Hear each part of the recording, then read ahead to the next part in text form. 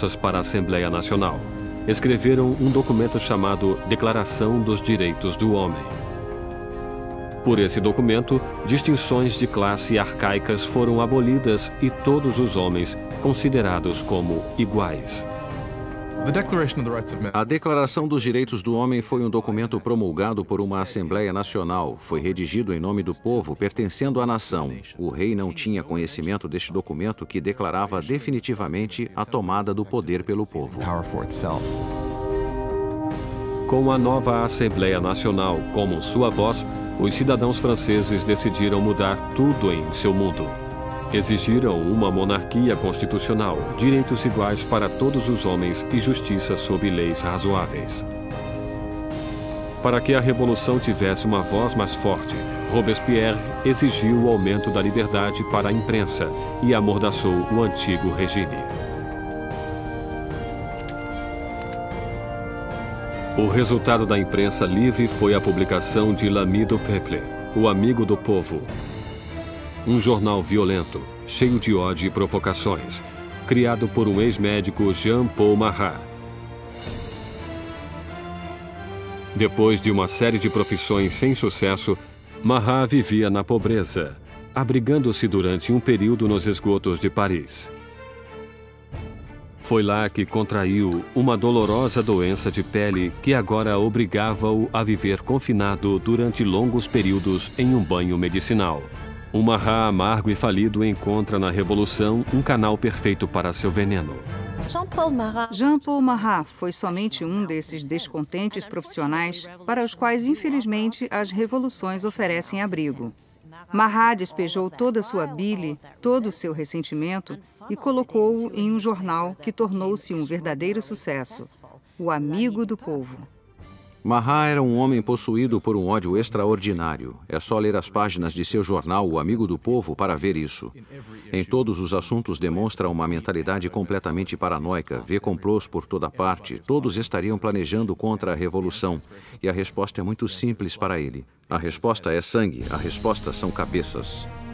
Marat odeia as extravagâncias praticadas pela monarquia enquanto a pobreza devasta a França e precisa somente do menor rumor para arrasar com o rei e a rainha em seu jornal. No dia 2 de outubro de 1789, seu ódio chegou ao auge. Soube-se em Paris que o rei dera uma festa em Versalhes, que a realeza decadente atirou a nova bandeira tricolor ao chão, símbolo da revolução, pisoteando-a. Marat ficou enfurecido, relatou o insulto em seu jornal e fez surgir uma nova ameaça. O rei novamente ordenou que as tropas entrassem em posição em torno de Paris. Com a queda da Bastilha ainda vibrando nas mentes das pessoas, Marat exige freneticamente que hajam. Povo de Paris, está na hora de abrir os olhos. Sacudam seu torpor. Acordem. Mais uma vez, acordem! 5 de outubro. O dia amanheceu com a agitação furiosa dos sinos. Mulheres reunidas perto da prefeitura protestam contra a diminuição do pão. E agora o medo da aproximação das tropas reais se mistura ao ódio pela notícia da festa ofensiva que circulava entre o povo. Logo, milhares marchavam para Versalhes, com lanças e armas nas mãos. As mulheres iriam queixar-se ao rei. O centro da multidão era formado pelas famosas peixeiras, as destemidas mulheres dos mercados centrais, conhecidas por sua constituição forte e por sua coragem. Estavam equipadas com facas de escamar peixe, eram muito musculosas porque carregavam caixotes.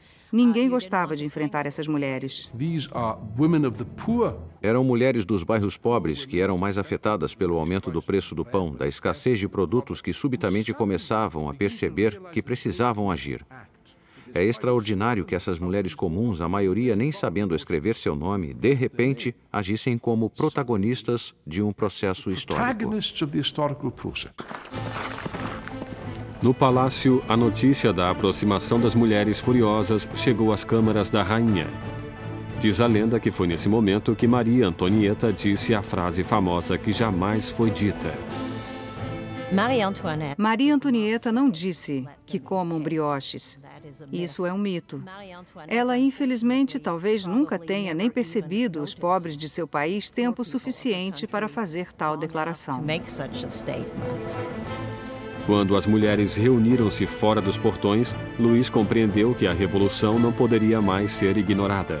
Estava sendo levada à porta de seu palácio. Concorda então em assinar a Declaração dos Direitos do Homem e a multidão continuou a crescer durante a noite. Pela manhã, 20.000 pessoas acampavam-se diante do Palácio Real. Para encerrar os séculos de distância entre o rei e seus súditos, a massa irada exige que o rei e a rainha mudem-se para Paris. Indeciso, como sempre, Luís hesita em responder. Sua hesitação provocaria a fúria na multidão e colocaria as vidas da família real em sério perigo. Quando não recebem resposta ao seu pedido, deram a entender que massacrariam a rainha. Uma onda de mulheres furiosas invadiu o palácio, gritando pelo sangue da rainha. Massacraram guardas, decapitando-os e enfiando lanças em suas cabeças. Eram como espíritos gritando pelo palácio. Quero as entranhas dela, quero sua cabeça, quero uma perna, quero um braço. Penso que ficaram tão frenéticas que, se a tivessem encontrado, possivelmente a cortariam em pedaços.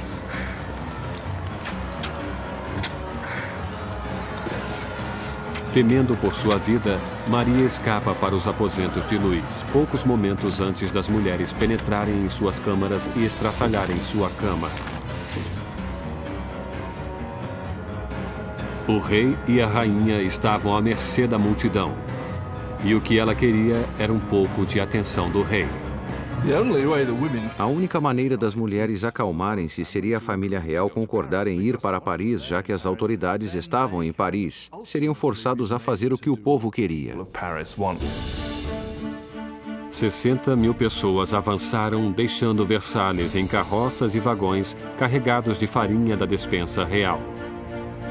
A carruagem foi escoltada até Paris. O rei e a rainha foram forçados a ir para Paris junto com as cabeças de seus guardas, que foram massacrados no palácio. Suas cabeças tinham sido decepadas em um ato de violência inigualável. As cabeças todas maquiadas desfilavam na frente da carruagem dos reis que as seguiam.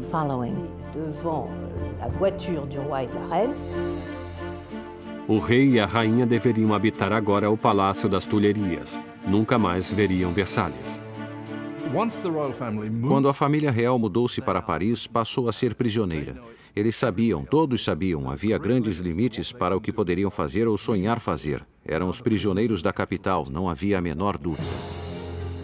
Versalhes ficou abandonada e a Assembleia mudou-se para Paris. O poder agora estava com o povo. A França teria uma democracia, novas leis e uma forma notável e inesquecível de justiça que seria inaugurada no palco revolucionário: a guilhotina.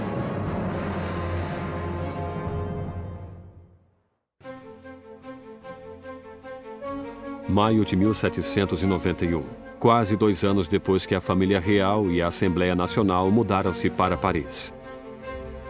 Robespierre dominava a Assembleia e o Clube Jacobino, uma sociedade de debates formada em um monastério jacobino, onde reuniam-se.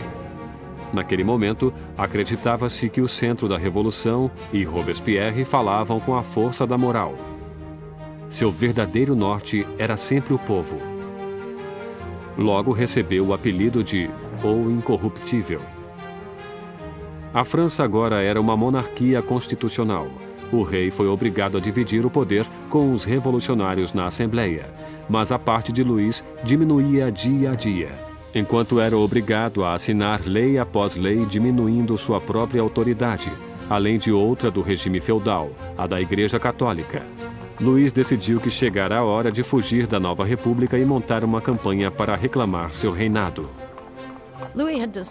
Luís decidiu em 1791 que precisava retomar o controle do país.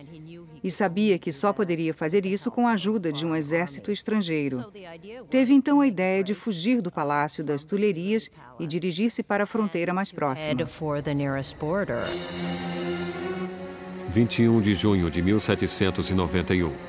O rei e a rainha, disfarçados como criados, fugiram do olhar ameaçador de Paris. Planejavam conquistar sua liberdade. Já passava da meia-noite quando a família real chegou à pequena cidade de Varennes, 160 quilômetros a leste de Paris. Estavam perto da fronteira da Áustria, a salvação estava próxima. Mas seu caminho para a liberdade não foi adiante.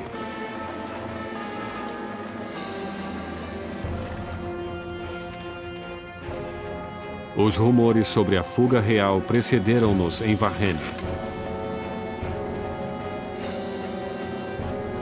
Um oficial da cidade parou a carruagem pedindo seus passaportes.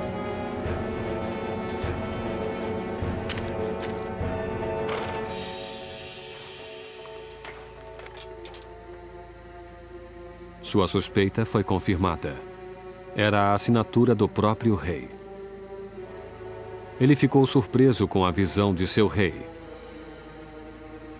Mas a guarda revolucionária não demonstrou reverência pela realeza. O rei esperava que o povo o reconheceria e que haveria uma rebelião em seu favor. E, para seu horror e surpresa, não se deslumbravam ao reconhecê-lo. Viam-no como um fugitivo e imediatamente foi preso e levado a Paris. A ideia de que o monarca abandonara seu povo foi psicologicamente catastrófica. Esse acontecimento rompeu o laço entre Luís e seus súditos. Agora tinham um rei que não era somente supérfluo. Tinham um rei que também era um traidor. Com a família real oficialmente presa da Revolução, o poder passou de Luís, agora um rei prisioneiro, para os revolucionários na Assembleia. No coração daquele jovem governo revolucionário estava Robespierre. Ele brilha no pódio gritando por liberdade, igualdade e fraternidade. Exige o sufrágio universal e o final da escravidão nas Índias Ocidentais Francesas e, mais pacialmente ainda, grita contra a pena de morte. Durante essa nova era do iluminismo, Robespierre desejava eliminar todos os remanescentes do passado primitivo e medieval. A Europa herdara um repertório macabro de todo tipo de execução vinda da Idade das Trevas. Arrastavam pelas ruas, esquartejavam, enforcavam, afogavam e queimavam em fogueiras. Sob o antigo regime havia uma escala de castigos terríveis e a decapitação era um castigo reservado para a nobreza, e uma das coisas que os revolucionários queriam desde o início era que todos fossem iguais na morte. Queriam simbolicamente que o mesmo castigo fosse aplicado em todos. Apesar da oposição de Robespierre, uma nova máquina de morte tomou o palco central de Paris. Seu inventor, Joseph Ignace Guillotin, criou um novo tipo de máquina que transformasse a antiga decapitação em um ato mais humano. O Dr. Guillotin descreve sua nova invenção para a Assembleia. O mecanismo cai como um raio. A cabeça separa-se do corpo, o sangue jorra e o homem está morto. Sendo um apreciador do derramamento de sangue, o jornalista Marat anuncia entusiasticamente o novo invento, dando-lhe o nome de guilhotina, que logo seria conhecida por outro nome, a navalha nacional. Os revolucionários franceses acreditavam em valores humanos. Acreditavam não ser necessário causar sofrimento desnecessário. E o que gostaram sobre a guilhotina era sua rapidez, eficiência. E até onde se sabe, já que ninguém voltou para dizer, era indolor. A guilhotina silenciou os inimigos internos da Revolução. Qualquer um que fosse suspeito de tramar a volta de Luís